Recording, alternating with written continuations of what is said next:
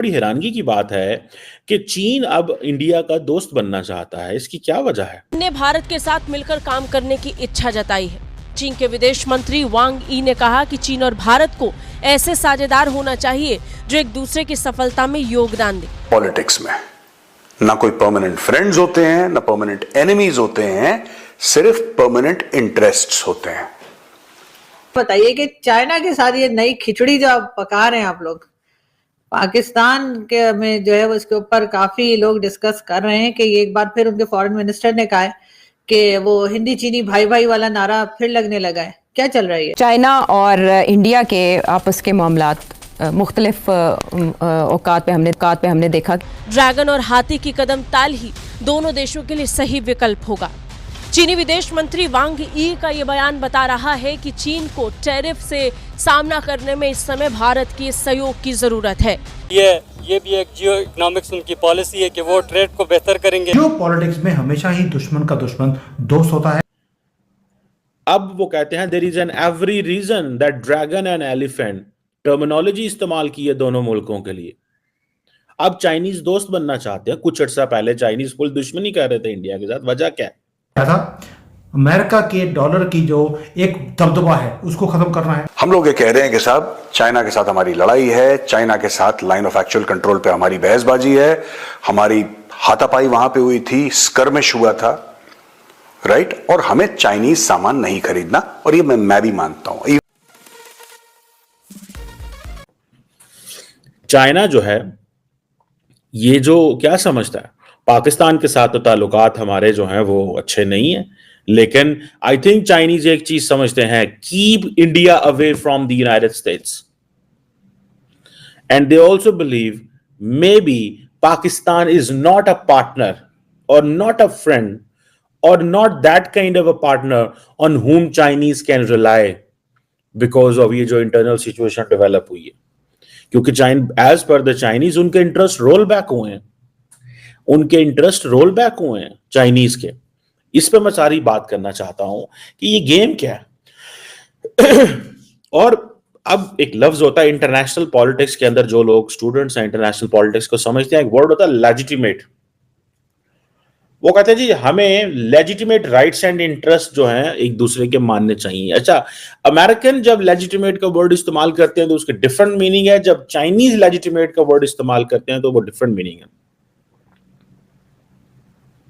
मिसाल के तौर पे अमेरिकन जब कहते हैं ना according to the legitimate interest of the United States, it means जो हम चाहते हैं, जो हमारा व्यू है according to the legitimate interest. ठीक है जी, चाइनीज भी यही कह रहे हैं कि भाई जो हमारे और आपके इंटरेस्ट हैं, लेकिन इसके बियॉन्ड हमें इंटरनेशनल रिलेशंस में काम करने की जरूरत है। और एक उन्होंने फ्रेंच टर्म भी यूज किया, मुझे I don't know how to pronounce it, but उन्होंने कहा पाराडॉक्स, जिसका मतलब है स्टेप ऑफ टू, दोनों को मिलकर काम करने की जरूरत है। अब वो कहते हैं जी हम चीन के साथ, इंडिया के साथ मिलकर काम करना चाहते हैं और माजी को भूलना चाहते हैं, साउंड एंड स्टेबल डेवलपमेंट चाहते हैं। This is what the Chinese have said, there is a clear understanding. और उन्होंने यही कहा है कि जिसे वो कहते हैं ना, ये टर्म बड़ी अजीब बात की है वैसे चाइनीज फॉरेन मिनिस्टर ने।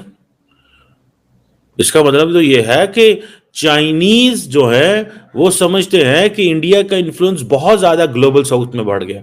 वो कहते हैं जी कि आए चाइना और इंडिया मिलाए हाथ, ग्रेटर डेमोक्रेसी इन इंटरनेशनल। वो कहते हैं जी आप तो डेमोक्रेट हैं, ठीक है जी, ग्रेटर डेमोक्रेसी इंटरनेशनल पॉलिटिक्स में एंड ग्रेटर ग्लोबल साउथ भी इंप्रूव करेगा।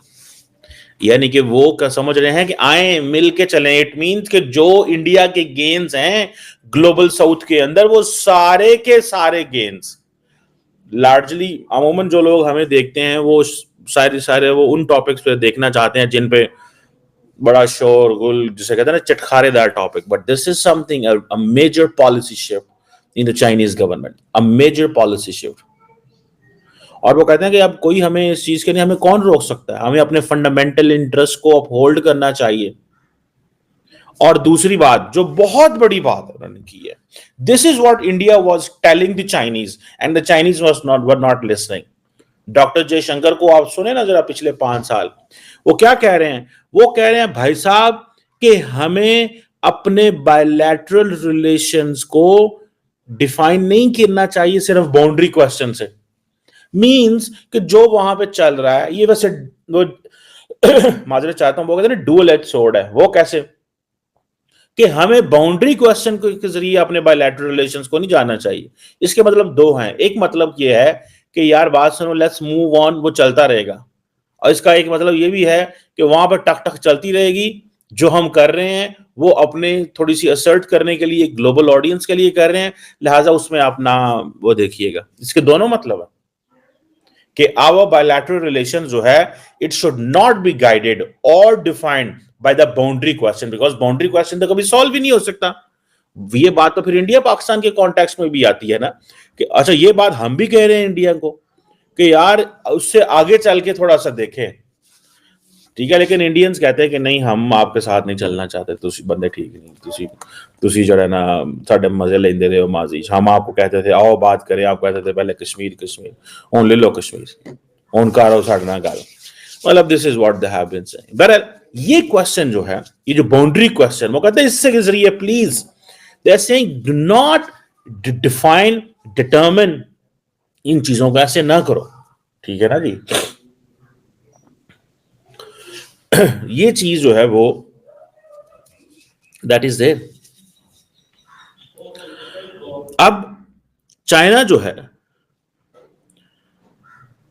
एक दूसरे की वो समझे, चाइना अब वो जैसे कहते हैं ना कामयाबी समझता है कि इंडिया हमारा यार बन गया, इंडिया हमारा यार बन गया और इंडिया को हम यार बनाना चाहते हैं। दोनों कहते हैं बड़े डेवलपिंग कंट्रीज हैं। मैं आपको बात बताऊं, मैं आपको ये पहले भी अपने एनालिसिस में एक दफा मैंने आपको बताया था।